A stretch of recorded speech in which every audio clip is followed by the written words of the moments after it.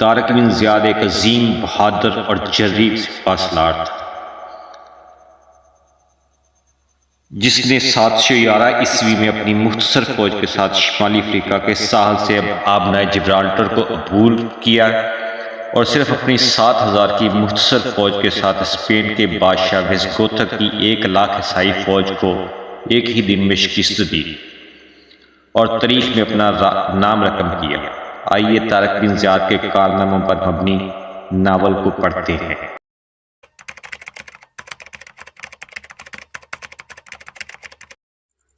سورج کے خون میں نہائی ہوئی آخری کرم اس جہاں آب و گل کو خیال پید کہتی ہوئی روپوش ہو گئی تھی۔ شام کی دہلیز پر شمعیں جل اٹھی تھی، اندھیرے اور تاریکیاں فراز و پست میں اور سالیوں کے گھنے جنگل میں رقص کرنے لگی تھیں۔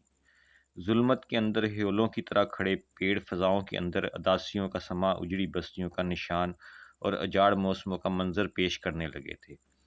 تھکے ہارے اور دن بھر اپنے وجود کو ریزہ ریزہ کر دینے والے پرندے لمحوں کے تاکچوں کے اندر آرام کرنے کے لیے اپنے اپنے آشیانوں کی طرف پرواز کرتے جا رہے تھے۔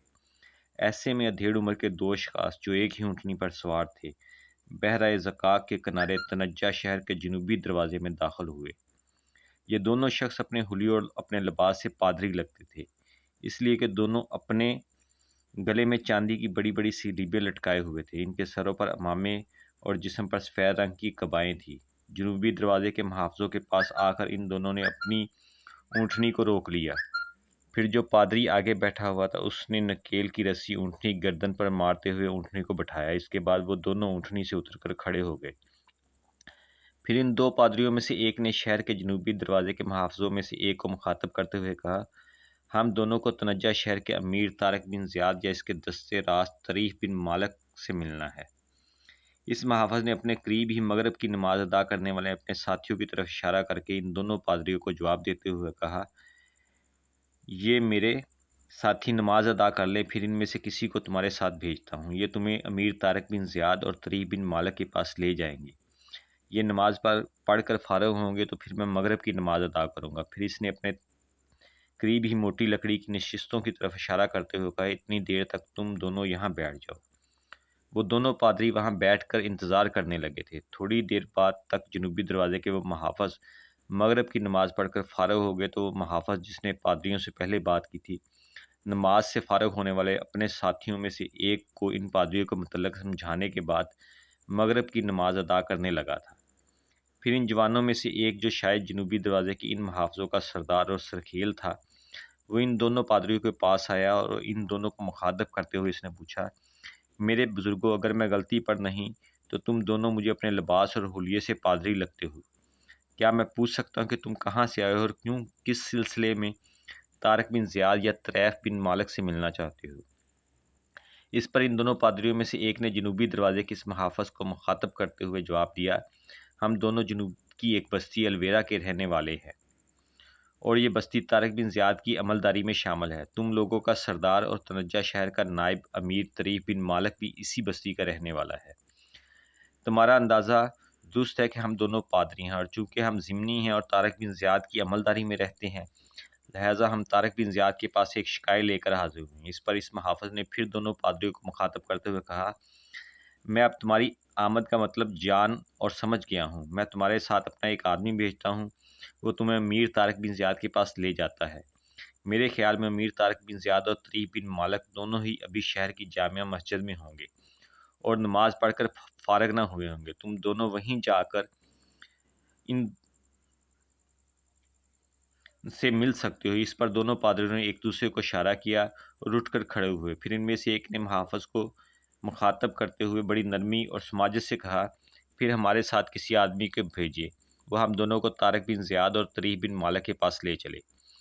اس محافظ نے پھر دونوں پادریوں کو مخاطب کرتے ہوئے کہا کہ اگر تم دونوں برا نہ مانو تو کیا میں تم دونوں کے نام جان سکتا ہوں؟ اس پر دونوں پادریوں میں سے ایک پھر بولا اور اس محافظ کو جواب دیتے ہوئے کہا، میرا نام افلیس ہے اور میرے ساتھی کا نام ذوالفاس ہے۔ پھر اس محافظ نے اپنے ایک ساتھی کو اشارے سے بلایا اور اسے مخاطب کر کے کہا، ان دونوں معزز پادریوں کو امیر طارق بن زیاد کے پاس لے جاؤ۔ میرا خیال ہے کہ امیر ابھی تک جامع مسجد میں مغرب کی نماز ادا کر کے فارغ نہ ہوئے ہوں گے۔ تم ان دونوں کو وہیں لے جاؤ۔ پھر اس نے ان دونوں پادریوں کو مخاطب کر کے کہا، تم میرے اس ساتھی کے ساتھ ہو لو، یہ تمہیں امیر طارق بن زیاد کے پاس لے جائے گا۔ اس پر وہ دونوں پادری اٹھ کھڑے ہوئے، اپنی اونٹنی کو نکیل مار کر ایک پادری نے اونٹنی کو اٹھایا، پھر وہ اپنی اونٹنی کی نکیل پکڑے جنوبی دروازے کے اس محافظ کے ساتھ شہر کے اندرونی حصے کی طرف جا رہے تھے۔ چلتے چلتے اس پادری نے جس کا نام زلفاس تھا اس محافظ کو مخاطب کرتے ہوئے کہا، اے میرے عزیز، کیا تم مجھے امیر طارق بن زیاد کے متعلق نہ بتاؤ گے؟ میں امیر طارق بن زیاد کے متعلق یہ جاننا چاہوں گا کہ وہ کون ہے، کہاں کا باشندہ ہے، اس سے پہلے اس نے کہاں کہاں تربیت حاصل کی اور گزر بسر کی۔ زلفاس کے اس استفسار پر اس محافظ نے ان دونوں پادریوں کی طرف غور سے دیکھتے ہوئے کہا، اے میرے بزرگوں، ہمارے امیر طارق بن زیاد زناتر کے ایک بربر ہیں۔ انہوں نے اپنی تعلیم و تربیت افریقہ کے والی موسیٰ بن نصیر کی زیر نگرانی کی، جو ایک ماہر حرب اور عظیم سپہ سالار ہے۔ طارق نے موسیٰ بن نصیر کی زیر نگرانی بہت جلد فن سپہ گری میں شہرت حاصل کی اور اس کی بہادری اور عسکری چالوں کے تذکرے ہونے لگے۔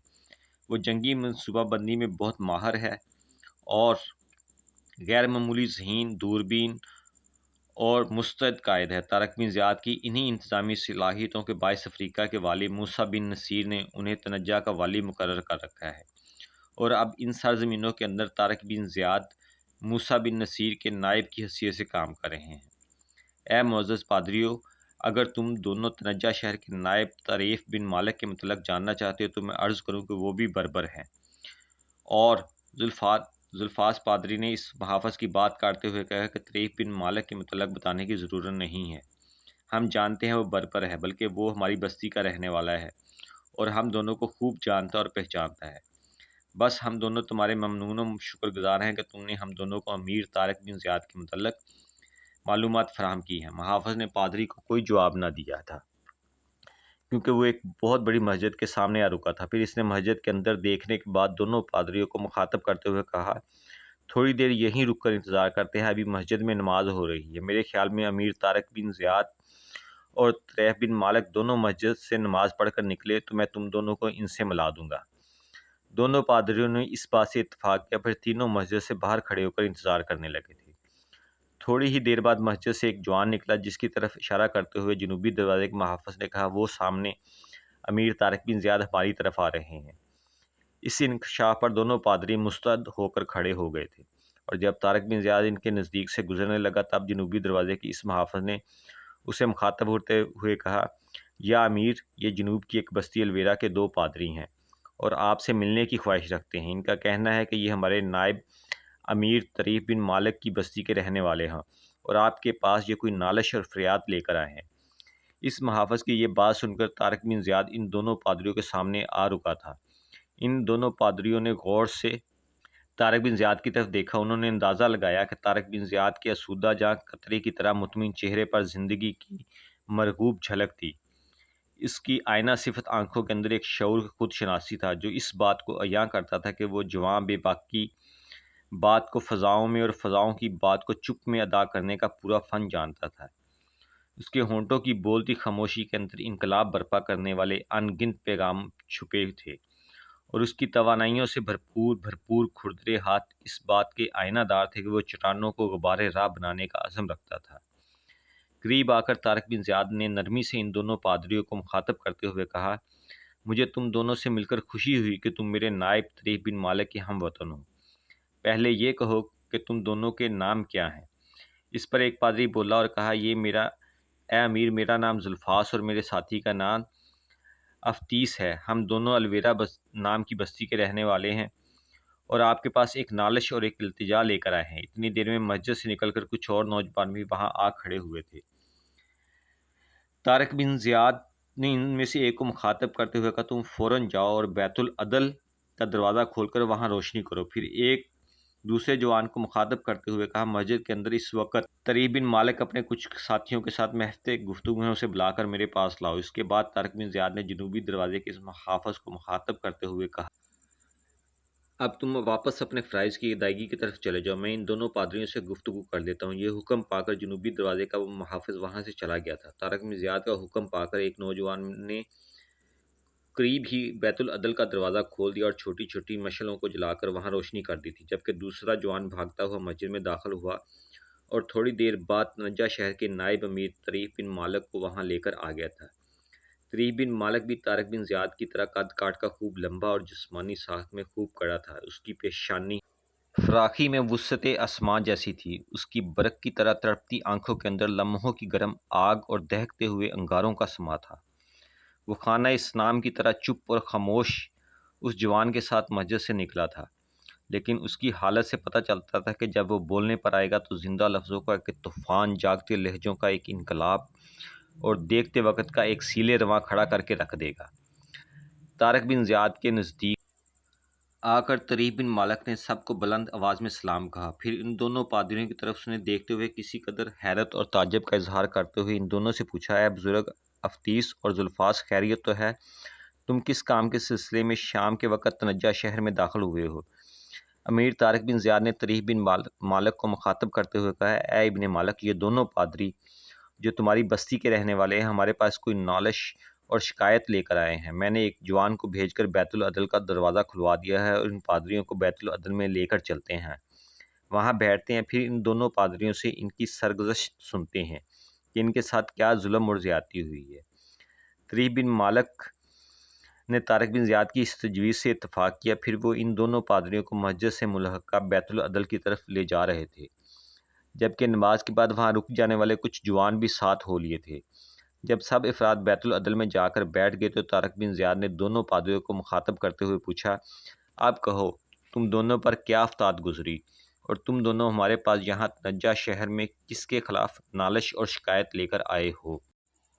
طارق بن زیاد کے اس سوال پر ان دونوں پادریوں میں سے ذوالفاس نے کہا، اے امیر، جو بات ہم آپ سے کہنے لگے ہیں وہ امیر طریف بن مالک خوب اچھی طرح جانتے ہیں۔ میری گزارش یہ ہے کہ کچھ عرصہ پہلے ہسپانیہ سے کچھ خاندان قبائلی جھگڑوں کے باعث بحر زقاق کو عبور کر کے ہسپانیہ سے ہماری بستی کی طرف ہجرت کر آئے تھے۔ ان کے پاس مال و موال کی کمی نہ تھی، لہذا وہ زمین کے ٹکڑے خرید کر ہماری بستی میں آباد ہو گئے تھے۔ بعد میں ان خاندانوں میں سے اکثریت نے اسلام قبول کر لیا، تاہم ان میں سے کچھ خاندان اپنے قدیم آبائی مذہب نصرانیت پر ہی قائم رہے۔ ان خاندانوں میں سے ایک خاندان کی لڑکی جس کا نام لوسیا ہے، اس نے ہمارے کلیسا کے اندر رہبانیت اختیار کر لی تھی اور وہ ایک راہبہ کی حیثیت سے کلیسا کی خدمت کرنے لگی تھی۔ ہسپانیہ کا ایک نصرانی جوان جو ہماری بستی کی طرف ہجرت کرنے والے خاندانوں کا ہی ایک عزیز اور رشتہ دار تھا، وہ لوسیا نام کی اس لڑکی کو پسند کرتا تھا۔ وہ دو ایک بار بحر زقاق کو عبور کر کے لوسیا اور اس کے خاندان کو واپس لینے کے لیے آیا بھی، لیکن اس کے خاندان والوں نے اور خود لوسیا نے اس کے ساتھ واپس ہسپانیہ جانے سے انکار کر دیا تھا۔ اس موقع پر ہم نے لوسیا کا بھی اندیہ لیا، وہ اس جوان کو قطعی ناپسند کرتی تھی۔ اس جوان کا نام مارتن ہے۔ اپنے اس مقصد میں ناکامی کے بعد اس مارتن نام کے جوان نے انتقامی صورت اختیار کر لی، پھر کچھ دنوں کا وقفہ ڈال کر وہ ایک کشتی میں اپنے ساتھیوں کے ساتھ آیا اور زبردستی کلیسا سے لوسیا کو اٹھا کر لے گیا، جبکہ ہم کلیسا کے اندر موجود تھے، اور وہ لوسیا کو کشتی میں بٹھا کر زبردستی سے ہسپانیہ کی طرف لے گیا۔ امیر، ہم آپ کی رعایا ہیں، آپ ہی کی عملداری میں رہتے ہیں، لہذا ہماری آپ سے گزارش ہے کہ ہمارے کلیسا کی وہ راہبہ جس کا نام لوسیا تھا ہمیں ہسپانیہ سے زندہ یا مردہ واپس دلوائیے۔ الویرا کی اس پادری کے اس انکشاف پر طریف بن مالک کی حالت عجیب سی ہو گئی تھی۔ اس کے چہرے پر انقلاب افزا لہروں کا ایک طوفان رقص کنا ہو گیا تھا، اس کی آنکھیں دشت و ست، ہونٹ فار فار ہو گئے تھے اور یوں لگتا تھا گویا وہ آفاق کو اپنے سامنے زیر بار کرنے کا عزم کر چکا ہے۔ اس کے چہرے کی بدلتی حالت اس کی آنکھوں کے اندر کروٹ لیتے طوفانوں سے کچھ یوں محسوس ہونے لگا تھا جیسے اس حادثے کی خبر سن کر اس کی رگوں کے اندر انقلاب کی چنگاریاں جوش مارنے لگی تھیں۔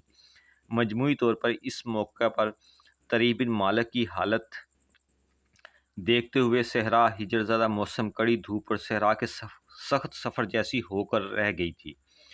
طارق بن زیاد اس موقع پر طریف بن مالک کی بدلتی ہوئی حالت کو مسکرا کر دیکھتا رہا، پھر اس نے اپنا ہاتھ بڑی نرمی سے طریف بن مالک کے شانے پر رکھا اور بڑی شفقت کے ساتھ اسے مخاطب کرتے ہوئے کہنا شروع کیا، اے طریف بن مالک، میرے بھائی، میرے دوست، میرے برادر، میرے رفیق، اس حادثے کی خبر سن کر میں تمہاری بدلتی ہوئی حالت کا اندازہ لگا چکا ہوں۔ میں جانتا ہوں یہ حادثہ تمہاری بستی میں ہوا اور تمہیں اس کا دکھ اور صدمہ ہوا ہے۔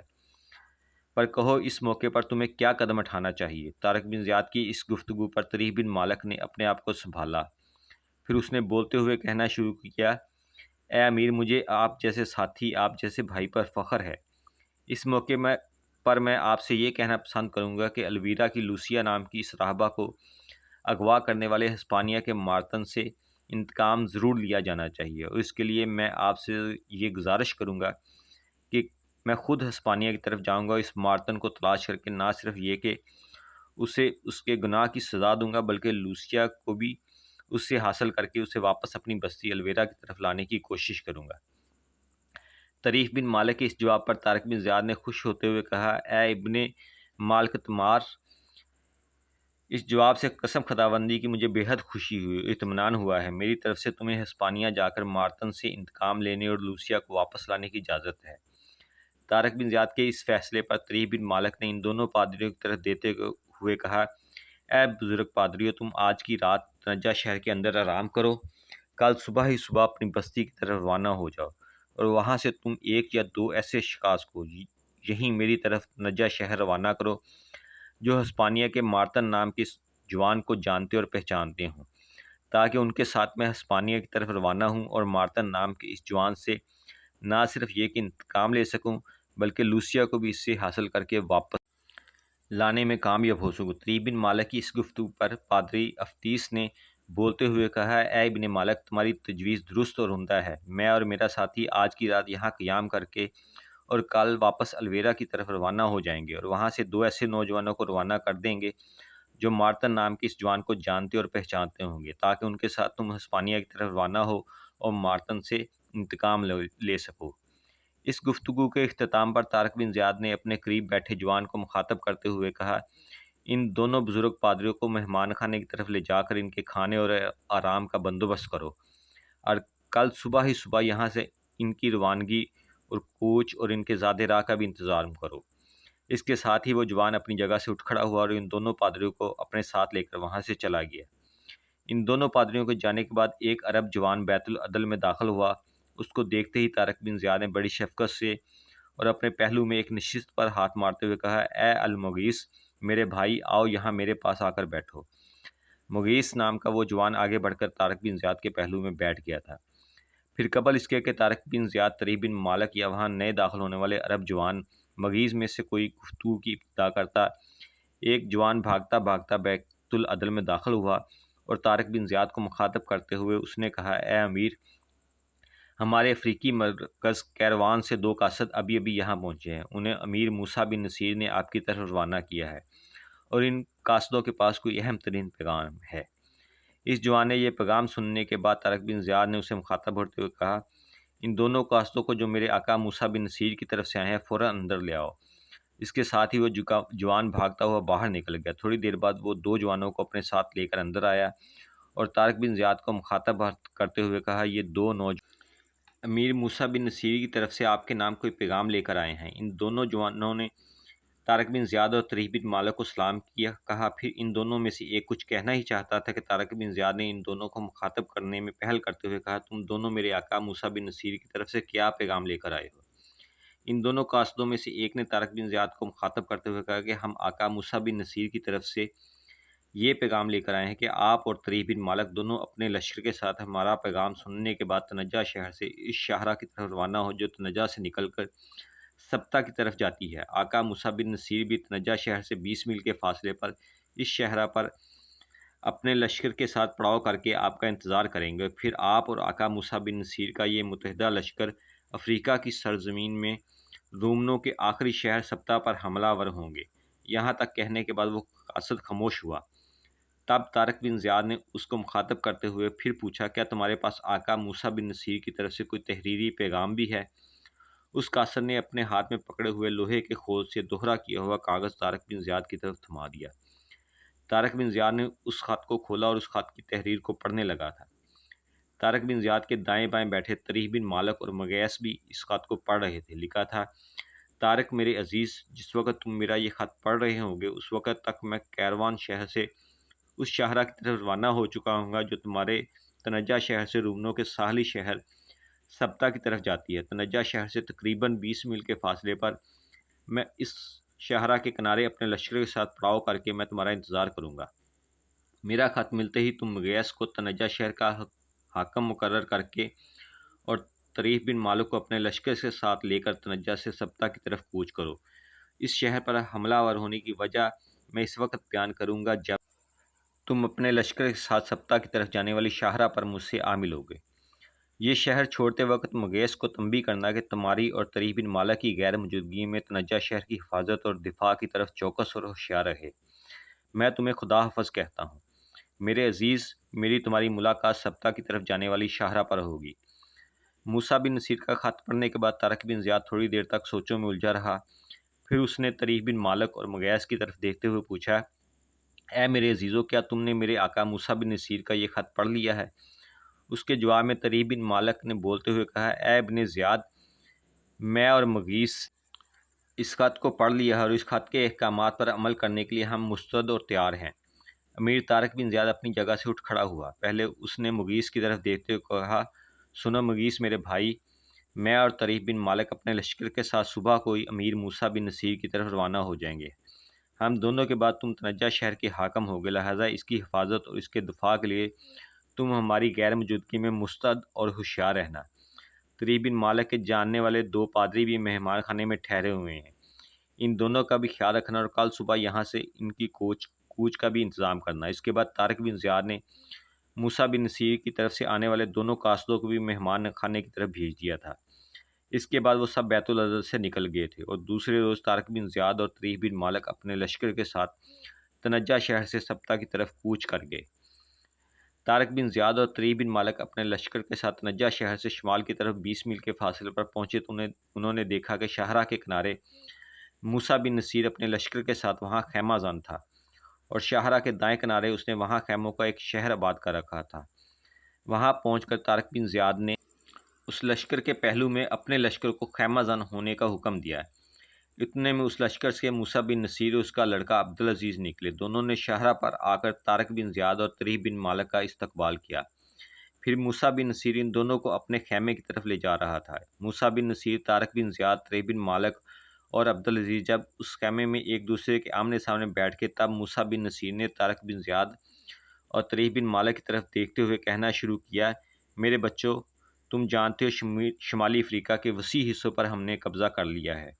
یہاں ان سرزمینوں کے اندر قسطنطنیہ کے رومن حکومت کے 2 بڑے شہر اور مرکز تھے، ایک کرتاجنہ اور دوسرا سبتا۔ کرتاجنہ پر تو ہم نے قبضہ کر لیا ہے اور وہ ہماری عملداری میں شامل ہے۔ اب سبتا شہر باقی رہ گیا ہے جو بحیرہ زقاق کے کنارے واقع ہے۔ اس شہر کے حاکم کا نام کاؤنٹ جولین ہے۔ اس جولین کی حسین رومنوں کے ایک صوبے دار و والی کی سی ہے۔ حقیقت میں یہ قسطنطنیہ کے رومن حکمرانوں کا ہی ماتحت ہے، لیکن چونکہ رومن قسطنطنیہ شہر سے اٹھ کر نہ ہی سبتا شہر کی حفاظت کر سکتے ہیں اور نہ ہی وقت ضرورت کاؤنٹ جولین کی مدد کو پہنچ سکتے ہیں، اس لیے کاؤنٹ جولین اور اس کے علاقے کو قسطنطنیہ کے رومنوں نے اسپین کی حکومت کے ماتحت کر رکھا ہے۔ اب اسپین کی حکومت کو کاؤنٹ جولین جواب دہ ہے اور اب اسپین کی حکومت ہی ہمارے خلاف کاؤنٹ جولین کو مدد اور تعاون فراہم کر رہی ہے۔ اس پر مزید یہ کہ سبتا کا موجودہ حکمران کاؤنٹ جولین ہسپانیہ کے بادشاہ اتیشا کا داماد بھی ہے۔ سبتا شہر اپنی مضبوطی اور استحکام کے لحاظ سے ایک خاص حیثیت رکھتا ہے، اس لیے کہ اس کو 3 اطراف سے سمندر نے گھیر رکھا ہے اور ساحل کے ساتھ ساتھ سمندری چٹانیں بھی اس کی حفاظت کرتی ہیں، جبکہ صرف ایک سمت خشکی سے اس پر حملہ آور ہوا جا سکتا ہے۔ شمالی افریقہ کی فتح کے بعد سبتا شہر کا بدستور بزنطینی سلطنت کے قبضے میں رہنا ہمارے لیے مسائل کھڑے کر سکتا ہے۔ اس کے غیر معمولی فوجی استحکام، مضبوطی اور طاقتور بحری بیڑے کے باعث افریقہ کے ان علاقوں کے لیے جنہیں ہم فتح کر چکے ہیں ایک مستقل خطرہ ثابت ہو سکتا ہے، اور مستقبل میں ہمارے لیے یہ بھی خطرہ ہے کہ قسطنطنیہ کی بزنطینی سلطنت اس کاؤنٹ جولین کی مدد سے ہسپانیہ کی سلطنت کو اپنے ساتھ ملا کر ہمارے افریقی مقبوضات پر حملہ آور ہو جائے۔ اگر ایسا ہوا تو ہمارے لیے کئی ایک مسائل اور دشواریاں کھڑی ہو سکتی ہیں۔ لہٰذا میں نے فیصلہ کیا ہے کہ سبتا پر حملہ آور ہو کر اسے فتح کر کے اپنی عملداری میں شامل کر لیا جائے۔ یہ میرا ذاتی خیال ہے، اب تم دونوں بولو، اس معاملے میں کیا کہتے ہو؟ طارق بن زیاد اور طریف بن مالک نے پہلے باہم تھوڑی دیر تک کوئی مشورہ کیا، پھر طارق بن زیاد نے موسیٰ بن نصیر کو مخاطب کرتے ہوئے اپنے اور طریف کے خیالات کا اظہار کرتے ہوئے کہنا شروع کیا اے امیر، آپ کا فیصلہ درست ہے۔ میں اور طریق بن مالک اس سے اتفاق کرتے ہیں۔ سمندر کے کنارے آباد یہ سبتہ شہر ناقابل تسخیر خیال کیا جاتا ہے۔ ماضی میں بہت سے حکمرانوں نے اسے اپنے سامنے زیر اور مغلوب کرنے کی کوشش کی، لیکن کسی کو بھی کامیابی حاصل نہ ہوئی۔ مجھے امید ہے کہ ہم اس شہر کو اپنے سامنے مفتوح کرنے میں کامیاب ہو جائیں گے۔ اس موقع پر اے امیر، میں آپ سے یہ کہنا پسند کروں گا کہ ان سرزمینوں کے اندر ہمیں کوئی بحری بیڑا بھی تیار کرنا چاہیے، اس لیے کہ قسطنطنیہ کی بازنطینی سلطنت یا ہسپانیہ کی حکومت اس سبتہ شہر کے لیے ہمارے خلاف کسی بحری جنگ کی ابتدا کر سکتی ہے، تو ہم سمندر میں بھی ان قوتوں کو بھرپور طریقے سے جواب دے کر پسپا کر سکیں۔ طارق بن زیاد کا جواب سن کر موسیٰ بن نصیر نے مسکراتے ہوئے کہا، اے ابن زیاد، تمہارا خیال بہت عمدہ اور تمہارا مشورہ انتہائی مناسب ہے۔ میں خود ارادہ رکھتا ہوں کہ ان سرزمینوں کے اندر ہمارا اپنا کوئی بحری بیڑا ہونا چاہیے، اور اس بحری بیڑے کو ہم کرتاجنا کی قدیم بندرگاہ پر پارٹیونش کی خلیج میں رکھ سکتے ہیں، اور بہتر طور پر ہم وہاں اس کی حفاظت کر سکتے ہیں۔ بہرحال یہ اب بعد کا معاملہ ہے، تم دونوں اپنے لشکر کے ساتھ تھوڑی دیر آرام کر لو، اس کے بعد یہاں سے سبتہ کی طرف کوچ ہوگا۔ اس کے ساتھ ہی طارق بن زیاد اور طریق بن مالک اپنی جگہ سے اٹھ کھڑے ہوئے، پھر وہ اپنے لشکر کی طرف چلے گئے تھے۔ ان ویرانوں کے اندر طارق بن زیاد اور طریق بن مالک کے لشکر نے کھانا کھانے کے بعد تھوڑی دیر آرام کیا، پھر موسیٰ بن نصیر کی سرکردگی میں وہ متحدہ لشکر ان ویرانوں سے ساحلی شہر سبتہ کی طرف کوچ کر گیا تھا۔